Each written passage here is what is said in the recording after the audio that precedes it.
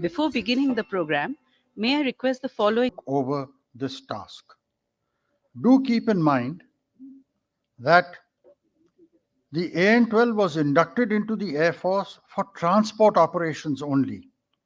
But given the Indian ingenuity and jugaad, in 1970 it was decided that the AN-12 should be tried for bombing. Here is a very short timeline about the AN-12. Arrived in India, served India from 1961 to 1993. Two squadrons, 44 and 25, both at Chandigarh.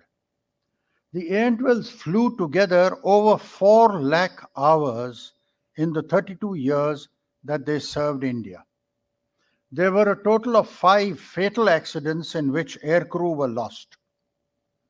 The last flight of the AN-12 with Indian colors was on the 30th of June 1993 from Chandigarh to Delhi, and in went the aircraft into the museum. It was my privilege to be in Palam to receive this aircraft. I personally have 2,000 hours of flying on the AN-12.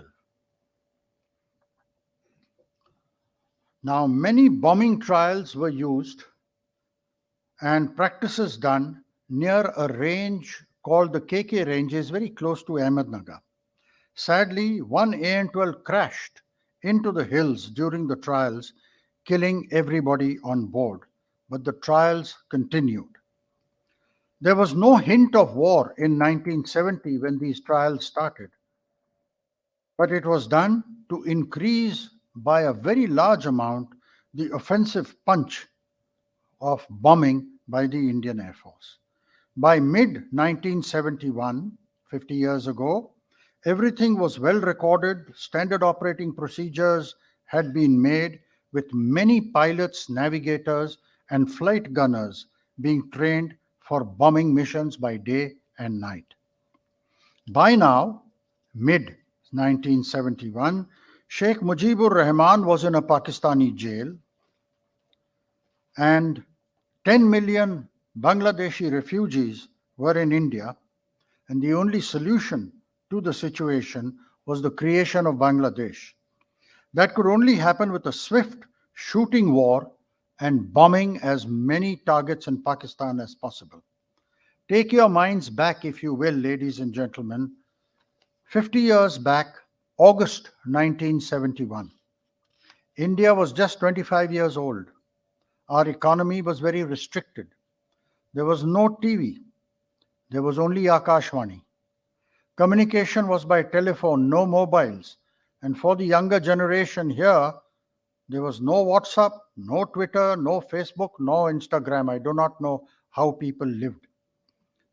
We had 3 cars to choose from: the Ambassador, the Fiat, and the Standard Herald. 2-wheelers were a Lambretta or a Vespa, and the Java motorcycle. Royal Enfield was generally with the armed forces. The only fast food was dosa, idli, and vada pav.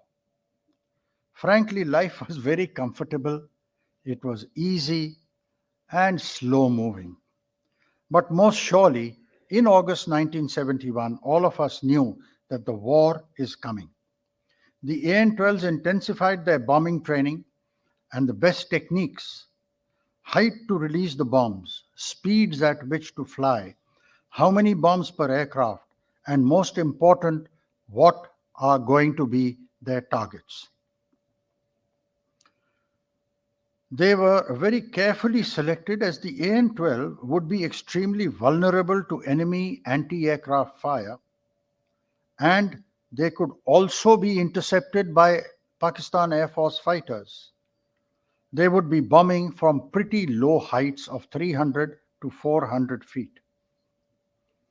And the AN-12 has no self-defense mechanism on board to fight against the fighters. There were some tail guns, but they were not very effective.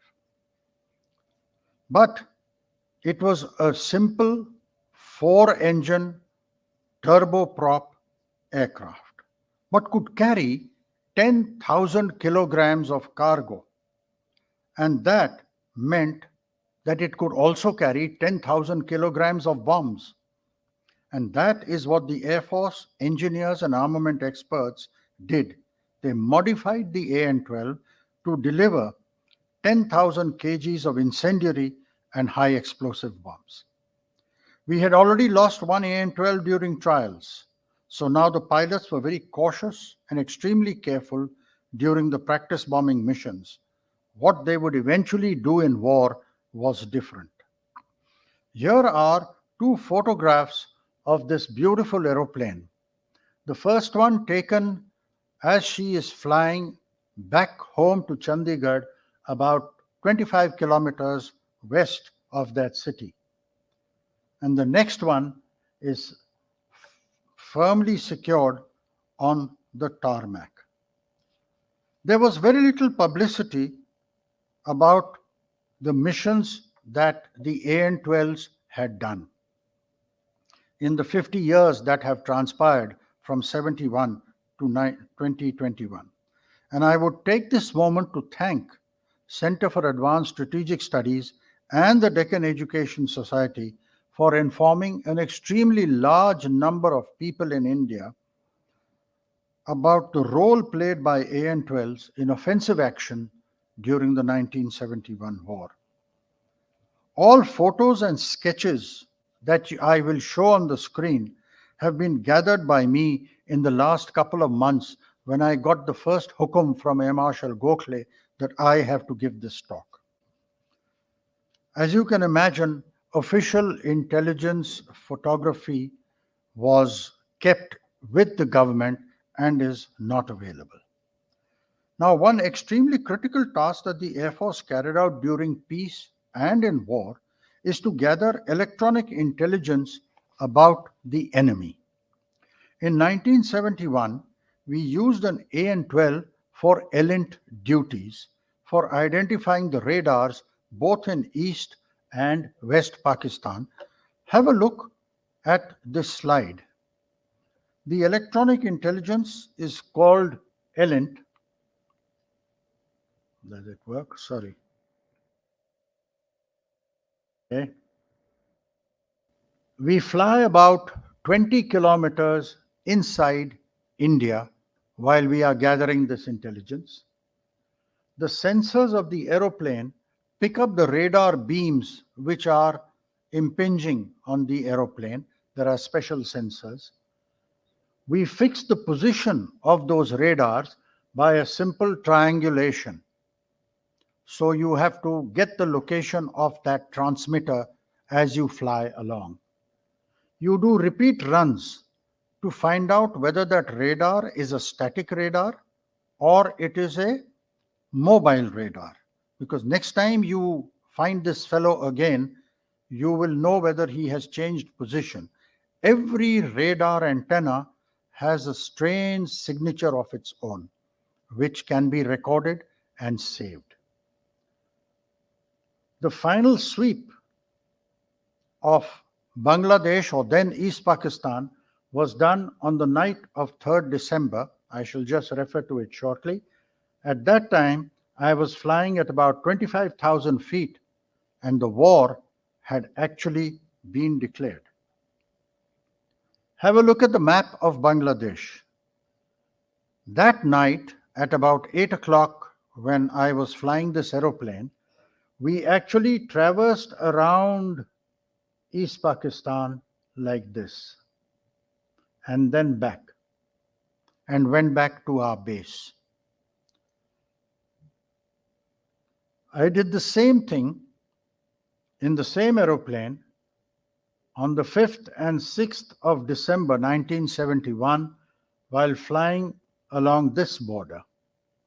And would you believe it, there was a raging war going on below me at ground level, and I was at 28,000 feet.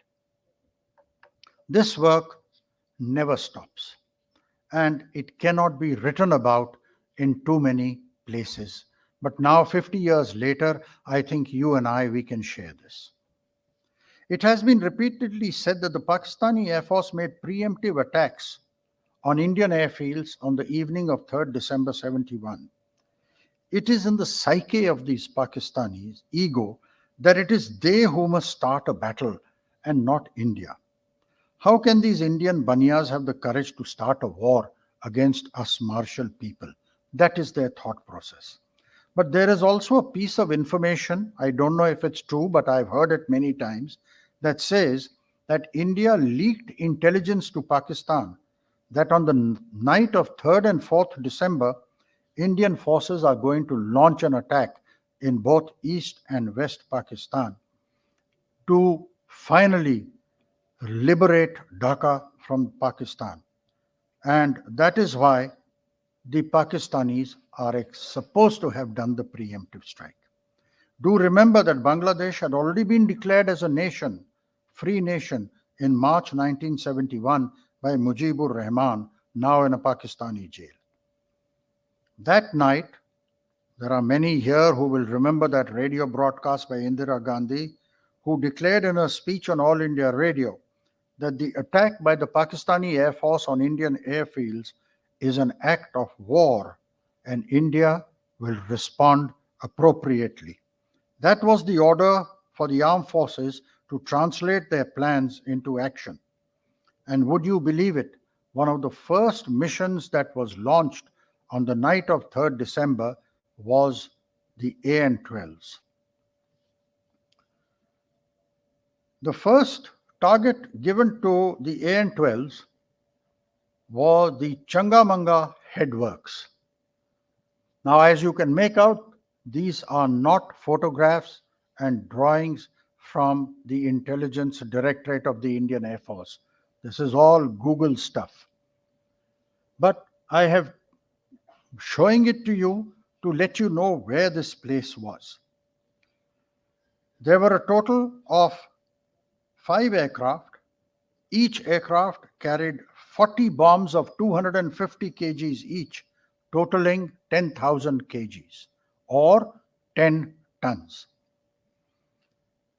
When there are 5 aircraft, the target was hit by 50,000 kilograms of bombs. The 6th AN-12 carried 30 bombs of napalm liquid inside containers which would burst on impact and start burning. When you hit and destroy or damage waterworks, you start floods. You disturb power generation, and it takes very long to repair because it's difficult to stop the flow of the water in the river. Damage was caused to Changamanga, but not as much as desired. So that is what the AN-12s did on the first night. Changamanga was again attacked by the AN-12s on the 4th and 5th night, causing more damage. The AN-12s flew very low, 300 to 400 feet above ground, and some had gone even lower against regulations. As you can notice that Changamanga is at the same latitude as Firozpur, which is in India. So you can figure out where this place is. The next target was the Sulemanki Bridge, which is not too far from the international border. And the town which corresponds to Sulemanki Bridge is Fazilka, well known to many people. Sulemanki headworks and the bridge across the Satluj is a strategic target, and if it was damaged or destroyed, it would have prevented Pakistani forces from heading towards the Indian borders. They attacked at night in good moonlight. Full moon was on the 2nd and 3rd night.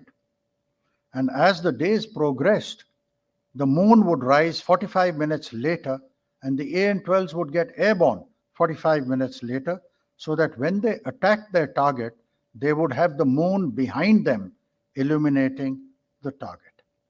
Bomb load once again, 10 tons in each aircraft. The AN-12s were kept busy every night. The next target was a place called Fort Abbas. It was a big depot of arms and ammunition with troops. There was a railway line leading to Fort Abbas, and the bright moon shone on the tracks and was a good guide to take the AN-12s to their target. This time only 3 AN-12s went, 30,000 kgs. They all flew at 300 feet above ground, the aim being to cause a lot of damage to the Pakistanis' depots so that they would affect the battle 3 to 4 days ahead. Strategic targets are very seldom where the battle is actually being fought, which is why the visionary Air Force commander, in close consultation with the land commander, uses the reach of aircraft to destroy the fighting capacity of the enemy for the battles which are yet to come. He can do this over very long distances, on different targets, on the very same day with the very same aircraft. Thus, the Air Force commander is capable of taking strategic offensive action to support many, many land force commanders. And that is why it is imperative, and now one can understand why air power should remain under the command and control of an Air Force commander always and every time.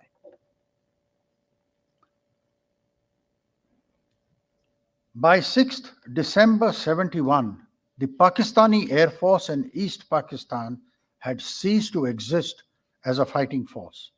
Not one F-86 Sabre got airborne after that date because we had destroyed their runway. I flew over East Pakistan in an AN-12 on the 8th of December, which is how I flew that blue line which is showing from the left to right. And I went all the way to a place called Kumbigram or Silchar and flew right back across East Pakistan in the evening to Delhi. The Indian Air Force radars must have been monitoring me, but it was a fitting way to tell East Pakistan and the Pakistani Air Force that we can cross your airspace with an ordinary unarmed transport aircraft, and what can you do about it? Later, I will show you the war booty which I brought back from East Pakistan. In the west, the next target was the Sui gas plant in Balochistan and very close to a city called Sukur. The AN-12s took off from Bareilly, landed in Jodhpur to refuel, got airborne so that they reached Sui about an hour and a half after sunset.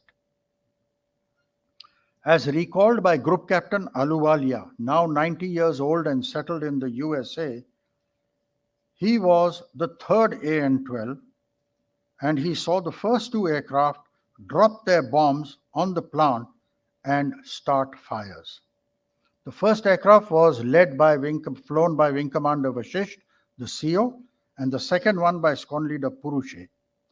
Ahluwalia's aircraft was carrying napalm. This is what one of the photographs of the Sui gas plant after the bombing was done. It was also attacked by hunters and possibly Sukhois at a later date. Once again, the drop height, 300 to 400 feet. Many AN-12s came back with small holes in the airframe because they were hit by small arms fire. We now come to the classic carpet bombing done by the AN-12s against troop concentrations in the Pir Panjal Mountains, close to the famous Haji Pir Pass. But first, a little history. Haji Pir Pass and the peaks were captured in a fierce battle on 28th of August 1965. Please note the date. 1965 war is when we captured the Haji Pir Pass and all the peaks around that pass. That's the pass on the left side, and those are the peaks. The peak gave India full observation of the roads leading from Pakistan into J&K, and we could look deep inside Pakistan for the roads leading up to Rawalpindi, Islamabad, and Kahuta, which is where the Pakistani nuclear reactor is. It wasn't there those days, but it is there now. Unfortunately, during the Tashkent talks of 1966, after the 65 war was over, we had to return Haji Pir to Pakistan in exchange of certain peaks in the Kargil sector, since those positions threatened the lifeline to Leh via Dras and Kargil, and thereafter to eastern Ladakh, where today we are in face to face with China. Today, most of the infiltration that takes place, it happens through this Hajipir bulge, which is a dagger at India. But our story concerns the AN-12 bombing of the Hajipir area. Have a look at the area of which we are talking about. This is what it looks like. Any hill station in India with little hamlets and homes everywhere. Intelligence had confirmed that up to a division of the Pakistan army had been concentrated in the Hajipir area to launch a massive attack and drive a wedge deep and threaten the roads going to Kashmir Valley. Because for the Pakistanis, capturing the Kashmir Valley is the only mantra that they japo day and night. It was an imposing force, and we did not have the forces to blunt that attack. Something had to be done to prevent the attack coming through. And therefore, they launched the AN-12s to do carpet bombing. The AN-12s were loaded with 40 incendiary bombs, 10 tons once again, and 2 aircraft were loaded with napalm to cause intense fires in the forested area. The next question is how to get to Hajipir from Bareilly, Chandigarh, or wherever it is that you have to go without being detected by the Pakistani radars. So what they did was they took off from Chandigarh and headed straight to Leh, Ladakh. There they descended into the Indus Valley and flew westwards, crossed the Zojila Pass, kept low so that the radars could not pick them up with the mountains behind them. They updated their position over Srinagar and then went and dropped their cargo for the Pakistanis. The napalm was dropped first to light up and burn the forest, and the other 4 AN-12s came later with 160 bombs, each of 250 kgs. The Pakistan attack crumbled and never came about. But what is very pertinent is that next morning, General Manekshaw rang up Wing Commander Vashisht to extend his appreciation for the accuracy of the bombing. A more convincing proof of the success was not necessary. Because the hills around the Pir Panjal are a little high, the AN-12s flew at about 4,000 feet. There was a Mirage 3 fighter of the Pakistani Air Force which came and tried to chase the AN-12s but could not shoot down any. Our ever vigilant radar controllers guided the AN-12s safely back home. Ladies and gentlemen, by now we are on the 12th of December 71. The paradrop of 2 para battalion has already taken place at Tangel. We will come to that. And the AN-12s of 44 Squadron were now directed towards East Pakistan for a special target. Their target was a huge ammunition and stores depot near Dhaka called Jaydevpur. This is what it looks like. It is not a photograph taken after the attack. And the AN-12 destroyed much of it, and therefore all those stores and ammunition and weapons were not available for the defense of Dhaka. But that is not all. On 11th of December, 48 aeroplanes of the Indian Air Force, 6 AN-12s of 25 Squadron, 20 packets, and 22 Dakotas dropped about 800 paratroopers near Tangel, north of Dhaka, in full daylight. The IAF had complete air supremacy over East Pakistan, and not one Pakistan Air Force fighter was able to get airborne. The paradrop was done to prevent the 93 Brigade of the Pakistani Army, which was in the north, from coming down and defending Dhaka when that final battle for Dhaka would take place. The paratroopers captured a bridge on the Padma River and then made sure that the Pakistani army, which was in the north, was unable to come for the defense of Dhaka. On 16th December, Niazi surrendered at the racecourse in Dhaka, but the hostilities on the Western Front had not stopped. India had offered a ceasefire, and Pakistan accepted it at 8 p.m., 2000 hours on the 17th of December. There was still one full day for bombing Pakistani targets, and that is when the AN-12 got their last and final target for bombing. It would be Skardu in Pakistan-occupied Kashmir. Skardu is a wide valley on the Indus as she flows northwards after exiting India and heading towards Skardu. After Skardu, the Indus does a U-turn. Okay? The Indus does a U-turn and heads southwards for its long journey all the way down to Karachi. The task was that one AN-12 with 40 bombs of 250 kgs each would lead 3 Canberra bombers onto Skardu for completely destroying that runway. The AN-12 crew were very familiar with the terrain, having flown in Ladakh for years and years and years. They knew every valley, every peak, every mountain range. I'd like you to take a note here in the next slide. This, I'm so sorry.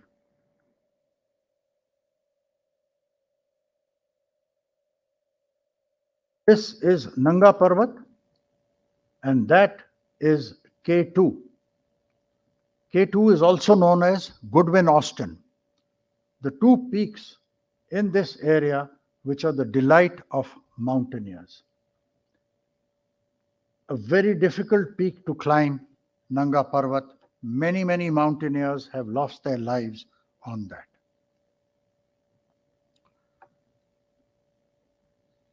So the AN-12 got airborne from Chandigarh over Leh.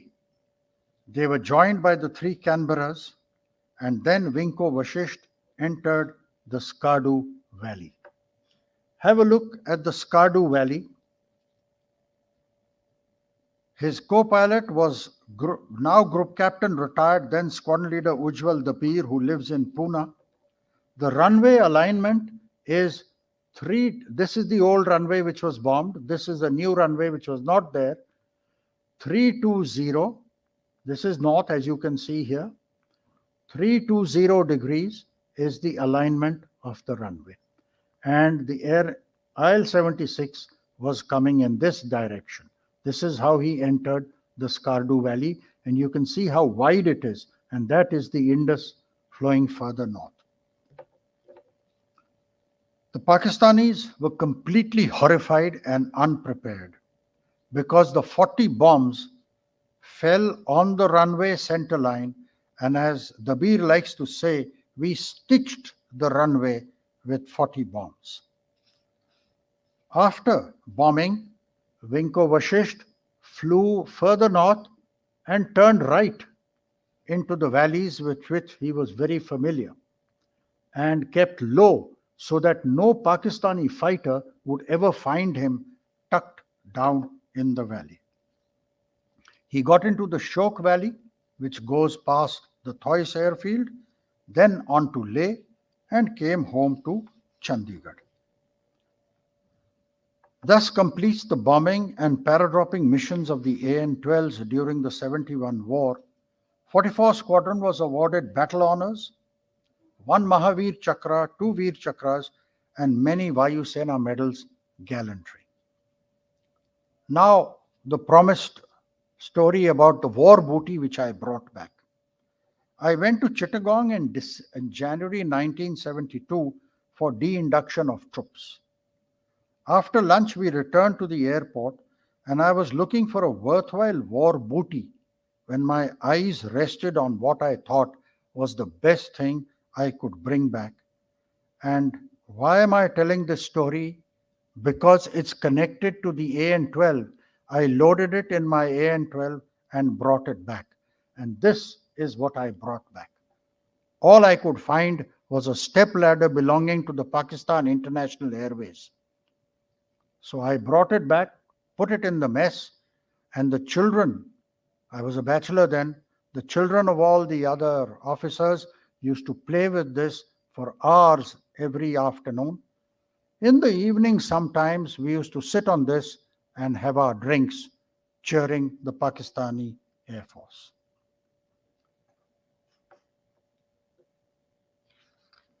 To summarize, the AN-12 was used for bombing was a very courageous innovation at the highest level. This is truly Desi Jugaad. The Pakistanis tried to use the Hercules for bombing, but they failed. They couldn't manage it. Now, what has happened later on? What do we do in the next war? We have already used AN-32s, modified them, and practiced. So the Indian Air Force Transport Fleet is ready for the next war that comes our way. Today, 44 Squadron is still at Chandigarh with the IL-76s. They have been ferrying oxygen containers from all over the world, and you've been seeing this on TV. Their relationship with Ladakh continues, and their contribution to the build-up during the face-off with the Chinese at Galwan is well recognized. Sir, I have finished a short story about the AN-12s. If there is any questions, if people want to ask later on. Okay. Thank you very much for your patience. Thank you.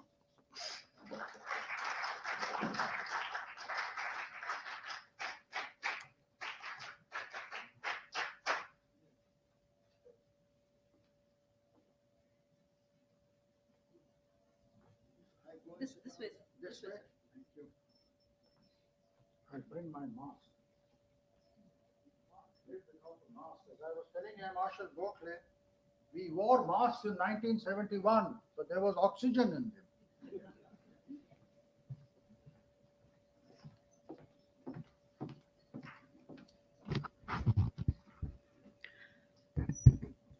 Thank you, sir, for that inspiring presentation. Especially your line about Indian Jugaad. Never underestimate the power of an Indian aviator, whether he is flying a fighter aircraft or a transport plane. Listening to your talk brings to mind those beautiful lines by Shiv Mangal Singh Suman. In his poem, Hum Panchi Unmukt Gagan Ke, he sings about the freedom of flying. And I quote, हम पंछी उन्मुक्त गगन के पिंजर बद्ध न गा पाएंगे, कनक तीलियों से टकराकर पुलकित पंख टूट जाएंगे, होती सीमाहीन क्षितिज से इन पंखों की होड़ा होड़ी, या तो क्षितिज मिलन बन जाता या तंती सांसों की डोरी। नीड न दो चाहे टहनी का, नीड न दो चाहे टहनी का, आश्रय छिन भिन कर डालो, लेकिन पंख दिए हैं तो आकुल उड़ान में विघ्न न डालो. End quote. All those who have experienced the thrill of flying will relate to these lines and to what the poet is saying. We turn now to our next speaker, Air Commodore R.M. Sridharan. I invite you, sir, to give your presentation.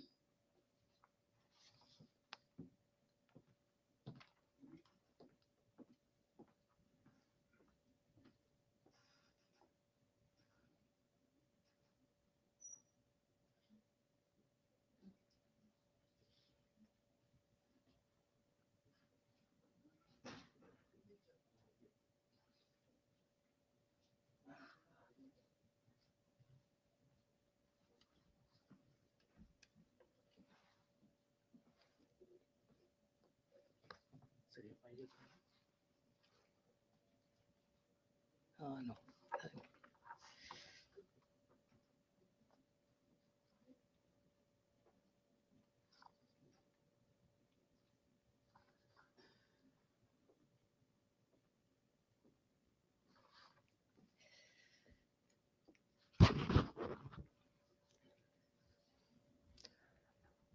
Air Marshal Gokhale, Mr. Sahasrabudhe, ladies and gentlemen. Before I say anything further, I have to inform you that my eyesight has failed me and I'm not able to read my script. I must tell you that I cannot see with my right eye. And my left eye, I don't know what has happened just now. I'm just not able to read the script. So, no, I'm wearing my specs, but somehow I'm not able to see it.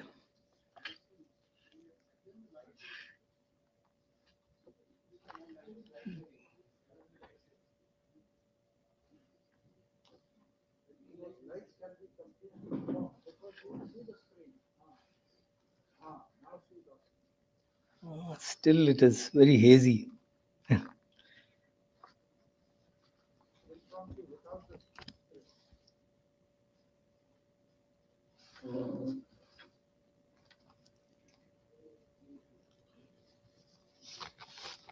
No, I just can't see it.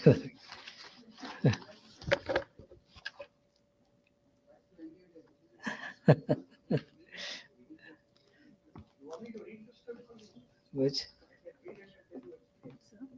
I hope you're wearing your reading glasses and not. No, no, no. I have only these glasses Okay. because I cannot see with my right eye. So that it's coming very hazy, you know, that's what. I'll give you the cues and you expand, like you did in that talk with Sumitra. You do that. Acha, like that, no. I would like to read the script myself. Okay, let me see if I can attempt it this way.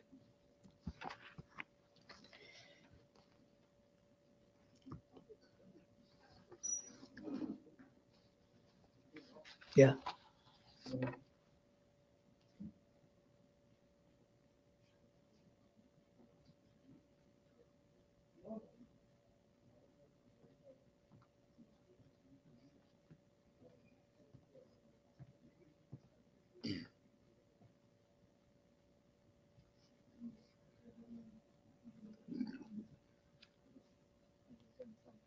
I'll read out the thing for you.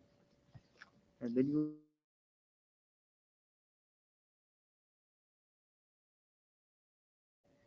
Yes, sir. I was commissioned into. Yeah. Okay. So what I'll do is Yeah. I will read out and then you explain it. That's better. Okay. Yeah. Okay. So It starts from yeah, yeah. yeah.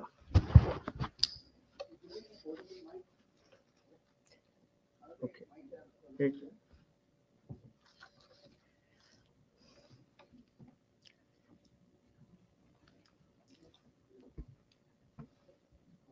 In cricket, you when the batsman can't run, He has you a ask runner. for a runner. So just imagine, and both of us have played cricket for NDA. So I think so. You have taken me as runner, am I right? Instead of runner, I'll be now the reader. The reader. Okay. Okay. We'll attempt something today. Yeah. Okay. I was commissioned into the IAF on 21 June 1969 as a pilot officer and posted to 110 helicopter unit at Kumbigram near Silchar, then number 403 Air Force Station, along with two of my postmates, A.K. Oberoi and M. Ramakrishna. So, Yeah. Before I go any further, I would like to say that this presentation of mine is a personal experience on the night heliborne operations that we carried out from Kailashar to Sylhet. which was the first ever in the history of the Indian Air Force and perhaps in the whole world at that particular point of time. Yeah. Okay. Good. Next. Hello. Uh, the HU's 110 HU's primary role, tasks and missions at that time was to provide logistic and communication support, search and rescue, and casualty evacuation to the army and civil authorities in the northeastern states of Meghalaya, Manipur, Tripura, and Mizoram. Due to earlier anti-insurgency operations in Mizoram, led by then Major General Sagat Singh, GOC 101 Com Zone, both he as well as 110 helicopter unit were adapted quick troop insertions at platoon level of the Indian Army and paramilitary forces. The role of the helicopter unit at Kumbhigram was basically for casualty evacuation, communication, and aid to civil power. We did not have the troop induction as one of our roles as specified by the Air Force. But our unit did a number of training sorties and also actual operations with General Sagat Singh, who was the 101 Com Zone commander at Shillong. And his area of operation was Mizoram, basically, and along the Indo-Pak border, along with the Assam Rifles and the Border Security Force. However, all such early operations had been done by day and night. There was little or no hostilities or small arms fire. By May 71, all in Kumbhigram were aware of the genocide in East Pakistan, and as a consequence, influx of unimaginable amount of refugees into the surrounding Indian states. Much flying was done by us for aid to army and paramilitary forces. So we were actually gearing up for the 1971 war because war seemed imminent at that point of time, and the cooperation that we had with the army and the understanding that we had with General Sagat Singh, it played a big part in the operations that we did in the actual war conditions. The radio and newspapers brought ominous news from Dhaka, and by August, September, that is exactly 50 years ago, we were aware of clandestine activities by the Indian Army for training a Bengali guerrilla force in the Feni salient and below Agartala. By October, we had flown border reconnaissance for Lieutenant General Sagat Singh, General Officer commanding 4 Corps, as well as other formation commanders, and knew that war was brewing. During that period, General Sagat Singh had taken over as the GOC of 4 Corps at Tezpo. And he had his area of operation was east of Agartala at a place called Teliamora. That was his headquarters. And at that point of time, we were given a number of sorties, including a number of casualty evacuations when there was a battle at Kamalpur, adjacent to Kamalpur, and number of army casualties were evacuated by our unit to Teliamora, ADS at that point of time. In February 71, Squadron Leader Sandhu took over command of 110 helicopter unit with Flight Lieutenant Pushp Ved as the 2IC. We had 10 fully serviceable Mi-4s with 20 pilots. Pushp was tough as nails, dynamic, competent, and in the ground and air role. The boys loved him. 403 Air Force Squadron was commanded by Group Captain Latta. Yeah. In November 71, Pushp began to put us through series of loose, low echelon flying formation level flying exercises, both by day and dark night, taking off for carrying out special heliborne operations. Squadron Leader Sandhu had taken over command of our unit in February 71, And his 2IC was Flight Lieutenant Pushp Ved, who to us was a great instructor. And also he trained all our pilots. And the understanding that we had with him was fantastic. And we had total trust in whatever we carried out in the subsequent operations within the war. By mid-November, the helicopter unit started receiving large number of officers and men as part of general mobilization. All these visitors were given sundry duties, and to our great glee, Pushp assured us that 110 would go to war with its original, highly bonded and trained young team. A World War II vintage. I think now you're going to show the slide, isn't it? Yeah. Okay. There are two pictures of the squadron. These two pictures. Yeah.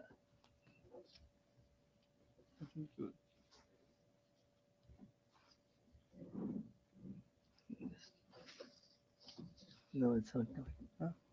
The pictures are just Slides.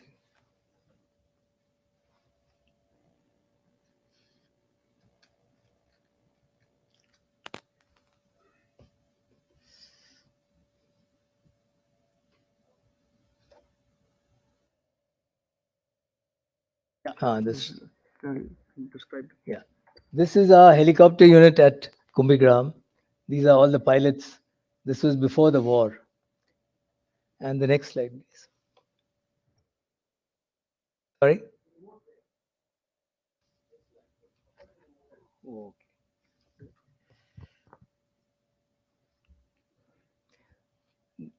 I am here in the front row. Behind are the other helicopter pilots of 110HU. Now this is, of course, Kalora.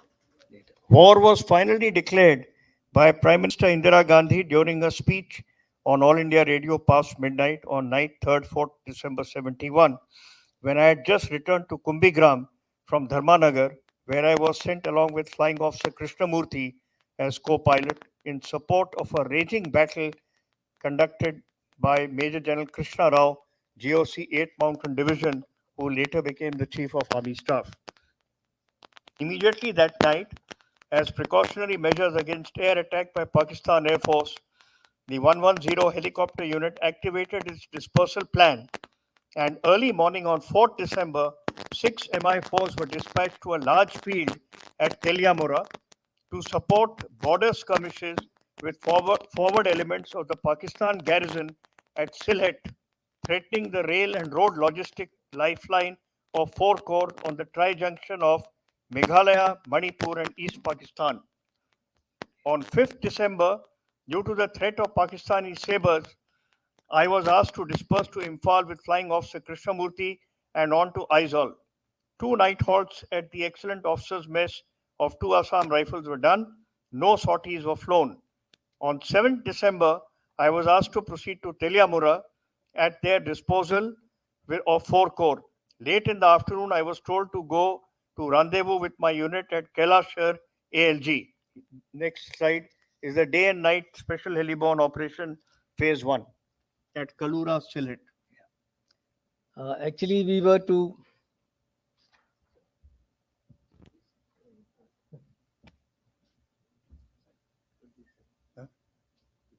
the sorties were to be carried out from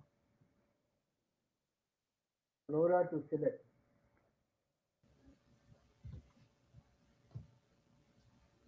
Can you see that, sir? Yeah, Kalora is there. Kalora Sylhet. Pointer.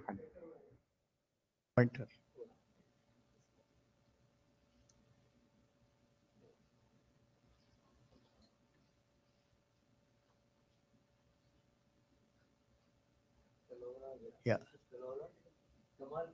Kailashar was somewhere here. Sylhet there on the top. Yeah. So this was the requirement of the army to airlift 45GR, which was the unit operating here, from there to, yeah. The 4 core requirement was to heli lift by day and by night the 4-5 GR troops from Kalora to Sylhet.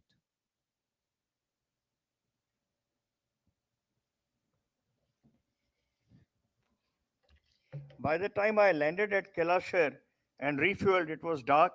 I came to know that 7 Me-4s had already done 3 shuttles between Kalora and Sylhet, putting in about 280 odd officers and soldiers or 4th Battalion, 5th Gurkha Rifles, including the FAC S. Sharma, along with the combat stores. I was told that Flight Lieutenant Singla, flying with Group Captain Chandan Singh in the armed Chetak, was overhead Sylhet, rocketing Pakistan gun positions while the SHBO was in progress. I was also told that several helicopters had returned with bullet holes and that while landing and taking off from Sylhet, there was intense LMG and rifle fire. There was then a lull in the moonlight and SHBO to Sylhet, with rest of 4-5 GR awaiting at Kalura for the airlift to Sylhet. All air crew and ground crew at Kailashar retreated to the basement of the ramshackle air traffic control building. Actually, after the Chetak of the Kilo flight, flown by Flight Lieutenant Singla, had gone along with Group Captain Chandan Singh to give us covering fire when the helicopters were coming in to land at Sylhet. When they returned, seven sorties were done by each helicopter. So there was a total of 21 sorties, and about 250 troops were lifted along with their stores to Sylhet at the helipad, which had been designated for the landing ground, which was designated for us. Uh, Subsequent to that, there was a break because the moonlight had not yet, there was not full moon by that particular point of time. So we said that we will commence our operations as the moon appears in the sky. But the Gurkhas were getting very impatient, and they said that their troops would be left high and dry at Sylhet without reinforcements and without ammunition and stores. Then there was a big discussion between uh, General with Brigadier Quinn, Group Captain Chandan Singh, and the CEO Harelikar, CEO of the 4-5 GR. But finally, what was decided was that we would go in with one helicopter, and that would be like a trial by night, because up till then, no sorties were flown in the night. And since we had already trained at Kumbhigram for night operations, we went in with our flight commander. He led the way. He did the first sortie, and he did get hit. That helicopter did get hit, and they came back to Kalora. But he cleared the way. He said that now the rest of our squadron could operate to Sylhet by night. And subsequently, we carried on operating till early morning. A number of sorties were done, and the Gurkhas were reinforced for that particular night. I was all excited the next day, awaiting my turn to go into battle stations and enter the war zone. I had to wait till 1000 hours on 8 December for my first sortie of the SHBO from Kailashar to Sylhet. Push briefed me that my task was to carry a dismantled 75-24 howitzer artillery gun, its gun crew and pioneers, along with the first line ammunition sent by Major Omkar Goraya, BM of 57 Mountain Artillery Brigade, to Kailashar. He asked me if I was confident to go as number 3 in the formation, as that would involve more exposure to ground fire at Sylhet. So this was a new development which had taken place, and this gun had to be taken to Sylhet.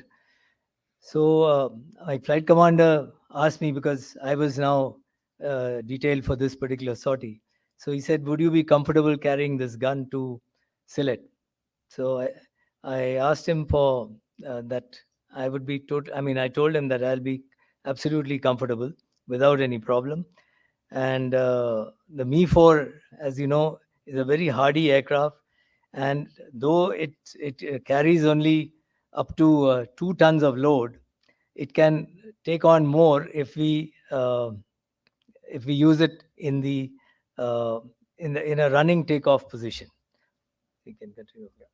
What I didn't know at that time was that the 75-24 howitzer with gun carriage weighed about nearly 1,000 kilos, too long, broad, and high to go into the Me-4, even with the clamshell door open. An operation to carry such guns had never been envisaged. It was tried out for the first time due to the desperate need of 4-5 GR to reciprocate artillery shelling from the Pakistan Sylhet garrison. The gun required 6 specially trained crew to operate the gun, each about 100 kgs with their paraphernalia.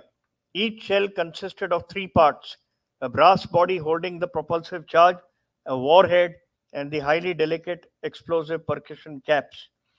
All this weighed around 2,100 odd kgs, way beyond the payload that could be carried in the Me-4. Others, far more experienced than I, were carrying only 1,400 to 1,600 kilograms at a time. Okay. But this had been actually tried out earlier. That if because we had operated a lot with the army, and we had carried much more than 2 tons of load. But the only requirement was that since we were operating from the runway, we could roll the aircraft instead of doing a hover takeoff. We could do a roller takeoff, building up speed, and then coming up on the power. And once we had got airborne, then there was no problem, because after that, the landing which was to be done at Sylhet would have been a no hover landing, and which is what I did.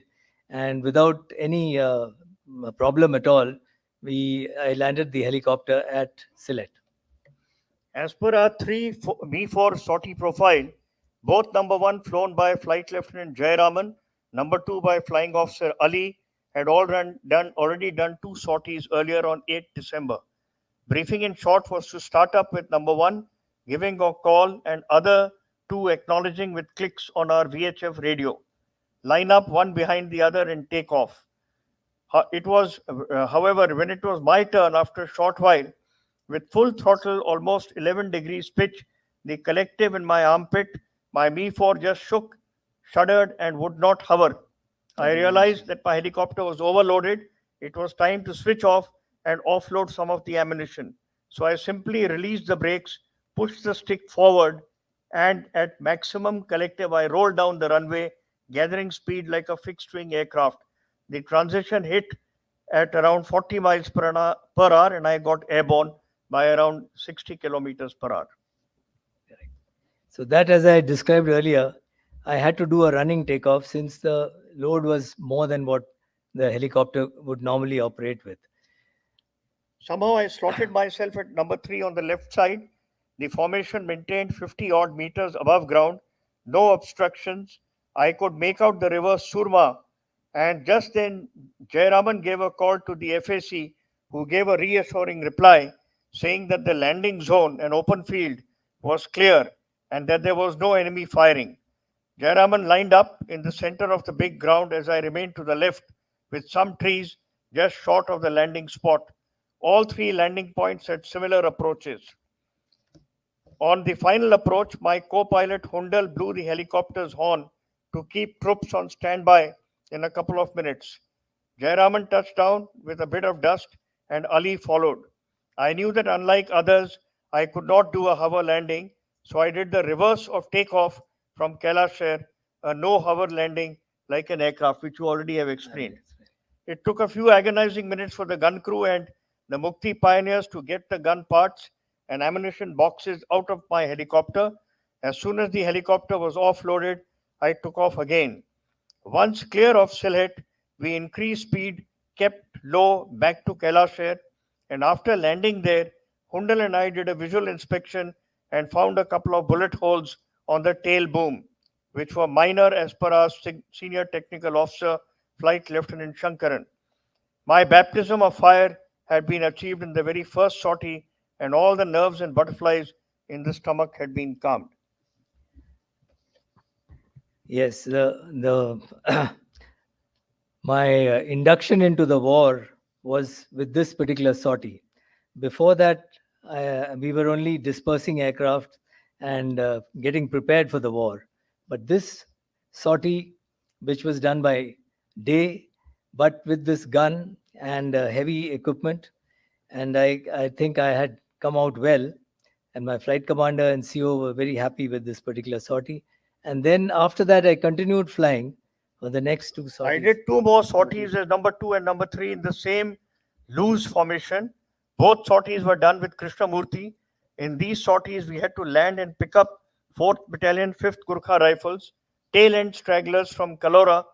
Both these sorties also went off well, with my helicopter being struck by ground fire, this time on the main rotor. But fortunately, all the damage was minor and did not affect our helicopter serviceability, which remained at 100% throughout the Sylhet operation. The sorties continued all through the day, and then the next night of the 9th and 8th rather, not 9th, 8th December, and we totally 649 49 troops were airlifted, 13,000 kilograms, of load. 113 sorties flown, and total number of hours was nearly 67 hours of flying. 67 hours. 67. Herein above lies the tale of the incredible act of valor of a depleted 4th Battalion, 5th Gurkha Rifles, who not only contained 1.5 brigade of Pakistanis at Sylhet, but also accepted their surrender a week later. After having put in 4-5 GR into Sylhet, the helicopter task force returned to Agartala at 1100 hours on 9 December. We continued to carry out casualty evacuations from Sylhet as well as other battlefields. But Sylhet operations was just the beginning. Same evening on the 9th December, round-the-clock adventures began to Raipura, Narsingdi and Baidya Bazar across the huge Meghna River all the way to 15 December till the entire 4 Corps was at Demra, shelling Dhaka by 12 December and forced East Pakistan to surrender. Subsequent to Sylhet operations, we moved to Agartala, and 3 landing grounds were selected by Group Captain Chandan Singh along with the Corps Commander General Sagat, and these were at Raipura, Narsingdi, and Baidya Bazar. And we were operating from a place called Brahmanbaria, which was just across Agartala. We had at that point of time 14 helicopters, 10 from 110HU, 2 from 105 at Chabua, and 2 from 111. And these 14 helicopters, which were maintained excellently by our technical staff, our technical officers and technical staff, we did not have a single aircraft down. The serviceability was 100% all throughout the entire operation, right through Sylhet and also through this crossing of the Meghna. The flight engineers and gunners, though all the troops, whether they were at Sylhet, the 4-5 GR, or the 4 guards, the 18 Rajput, 18 Rajarif, and the 10 Bihar, which operated with us as part of 57 Mountain Div, ex Brahmanbaria, none of the troops were trained for heliborne operations. But we did not have a single incident of any of the troops going into the tail rotor or any place. In none, there was not a single mishap during the entire period of operations.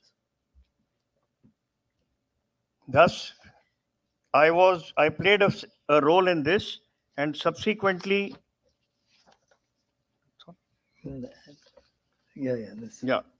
by on same evening of 9 December, we carried out the Meghna River crossing all the way to 15 December till the entire 4 Corps, that is 57 Mountain Division, was airlifted over the Meghna Bridge, called as the Blitzkrieg of 4 Corps, to reach Dhaka. And I therefore played a tiny part of this huge lightning liberation war. Thank you. That's all. So that's all, sir. That's all for me. I'll only add one more point, that what Air Commodore Sridharan has mentioned. Hello, can you hear me?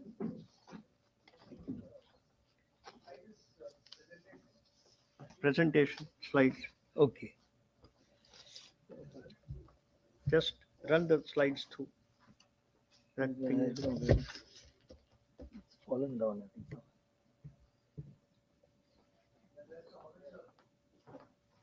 no, there. Yeah, this is the howitzer. This was the 75-24 howitzer gun, which I had heli-lifted from Kailashar to Sylhet, because this was required to counter the heavy fire that 45GR was encountering from the Pakistani brigade at Sylhet. This is the landing ground at Sylhet.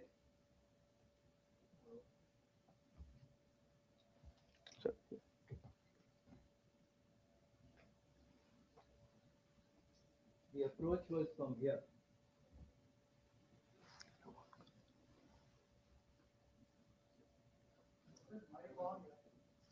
Oh, mic.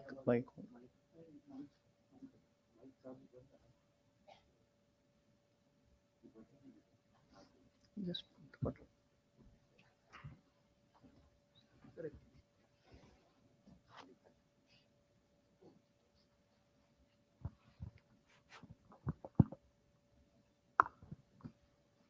Sorry.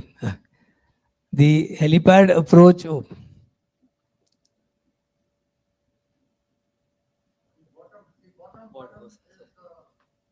Oh, sorry. Yeah, sorry. This is the helipad approach for Sylhet. And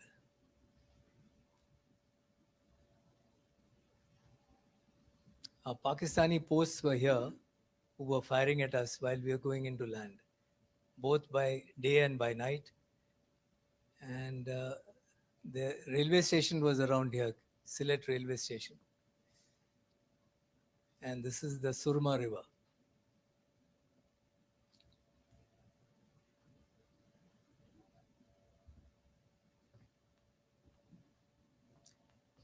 This is a picture of the Chetak helicopter, which was badly shot up by the Pakistanis when General Sagat and Group Captain Chandan Singh went for a recce to check out those landing grounds for us at Narsingdi, Raipura, and by the Bazaar. When they were coming back, General Sagat Singh wanted the pilots to go low to check out some army position. But as they went down, they got badly hit, and 38 bullet holes were found in this helicopter when they came back and landed. The co-pilot, Flying Officer Sahi, was injured in his thigh, and a bullet had actually grazed General Sagat Singh on his forehead, but he didn't get hurt. But the co-pilot was evacuated to Teliamora medical station.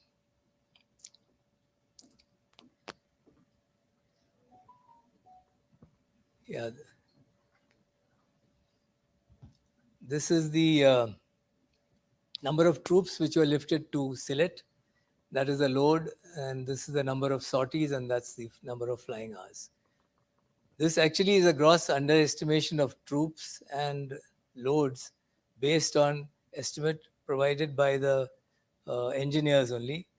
And actually much more than what was carried here was, what was shown here was carried by us during this entire, not only to Sylhet, but to also the other places, from Brahmanbaria to Narsingdi, Raipura, and by the bazaar. I think that's the last. Huh? This is the only slide. Yeah. No, this is Group Captain Chandan Singh and General General Sagat. Sagat.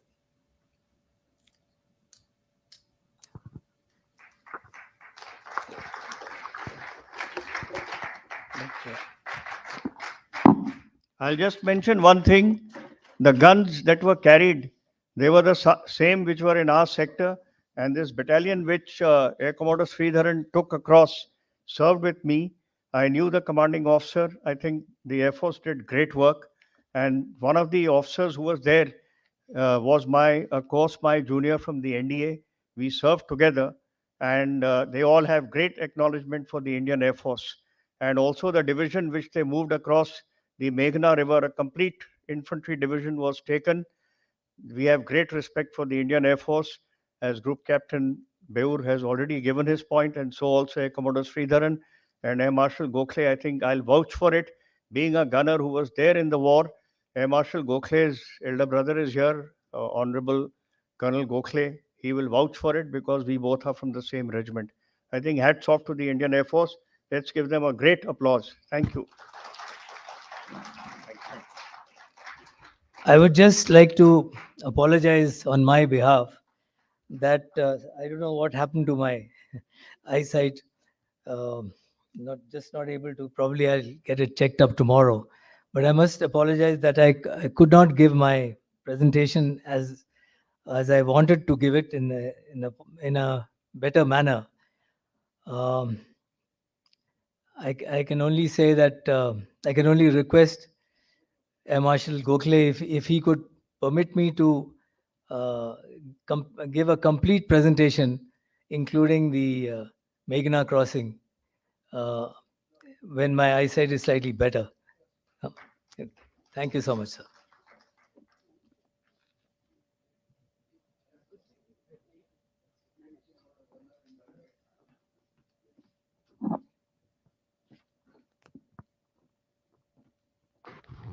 Thank you, sir. Uh, Today we saw perfect synergy between the Army and the Air Force. So wonderful. It was a wonderful job. And a great job done by the batsman and the runner, I would say. And it was mesmerizing to listen to you. Please don't feel bad about it. We were able to understand what you were trying to convey very well.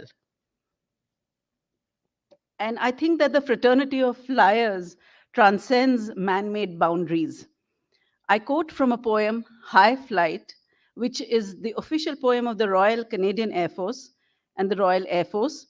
But the sentiments expressed by the poet, John Gillespie Maggie, will be echoed by flyers anywhere in the world.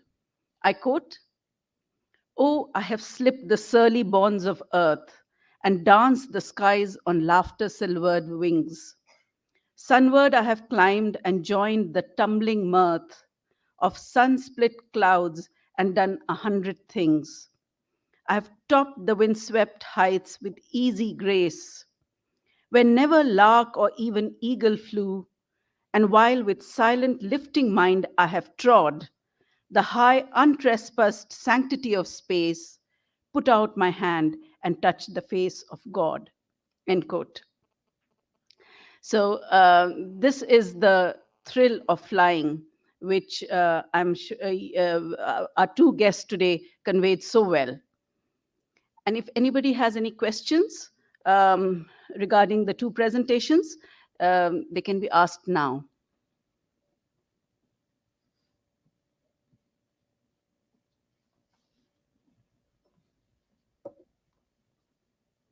So if there are no questions, should we continue, sir?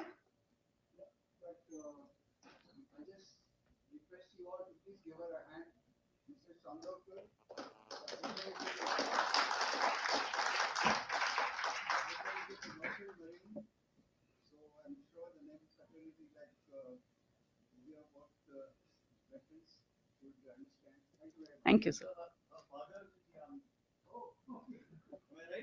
Yes, Brigadier Prachand. Yes, and I have full respect for the veterans. We conclude the program, but I invite Dr. Bharat Vankate, Secretary MES, to give the vote of thanks.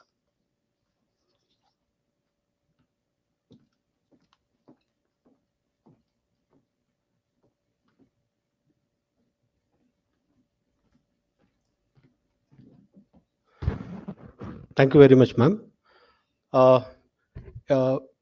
We are really, in the mesmerizing mode right now. So instead of spending much time, I just conclude with two lines.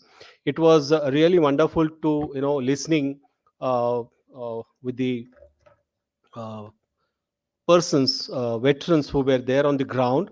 So we were able to imagine what exactly would have been taken place at that moment of time. I'm really thankful to Air Marshal Bhushanji Gokhale sir, due to whose motivation and planning this particular activity is going on. I'm also thankful to Architect Rajuji Sahasrabudhe for providing all kinds of support for this kind of activities. And of course, both the gentlemen who gave their presentations right now here. Apart from the same, I express my gratitude to all the veterans who are present here in this hall, and as well as who are joining or have joined through the online mode. I extend my thanks to Vinay Chati sir and his department for providing all kinds of support, MES office, and all the young brigade who is present in this auditorium. That's it. Thank you very much.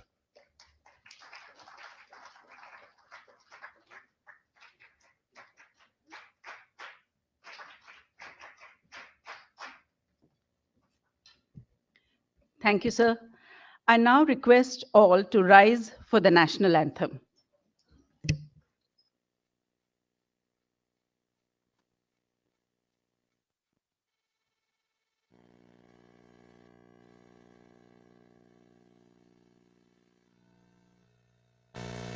जनगण मन अधिनायक जय हे भारत भाग्य विधाता। पंजाब सिंध गुजरात मराठा द्राविड़ उत्कल बंगा। विंध्य हिमाचल यमुना गंगा उच्चल जलधि तरंगा।